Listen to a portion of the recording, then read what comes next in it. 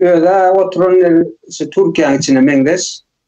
Son yani köplens her kim sosyal medya ulanıyor kim TikTok ve Telegram'a sonun alda karşılıklayın cahillerin veren soruna cevap vertirdi yani. Meselenin köküne varıptır da cevabında.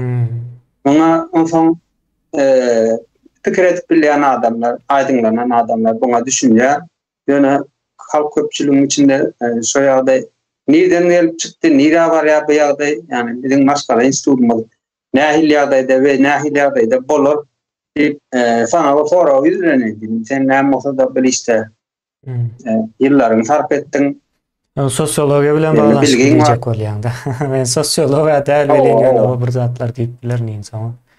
Indi düşünüşüm boýunça men dol düşünmedim ýa-ni ýyldaşlarymyz hem näme däl indi bir sosial mediada bir erkek bir aýaly ırsarapdyrma.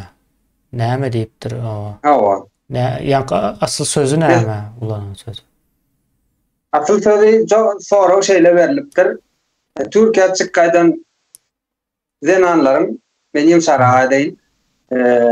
Barfy bozokçuluk edýär diýip aýdýar. Hawa, Türkler gelýär, ýoldan çykdy, maskalatny sereden oklar. Şoň ýürüýdi, şoň üçin aýdýarlar, bozokçuluk etmek üçin diýip şeyle sonra vertirdi. Ondan ýankydan almaskalanan boňa jany normaly. Özüniň şonuň etmeýändigini aýdypdyr. Sebäbi näme üçin aýdypdyr? Sebäbinden şöyle yüzlenýär da diýenler erkekler diýär maskalatna, çağalarynyň zenanyň gelejegini seretmän üçin biz mecbur gaýtmaly boldyk diýär. Şoň üçin agzyňyzy ýumyp oturuň diýär erkekler aýdy.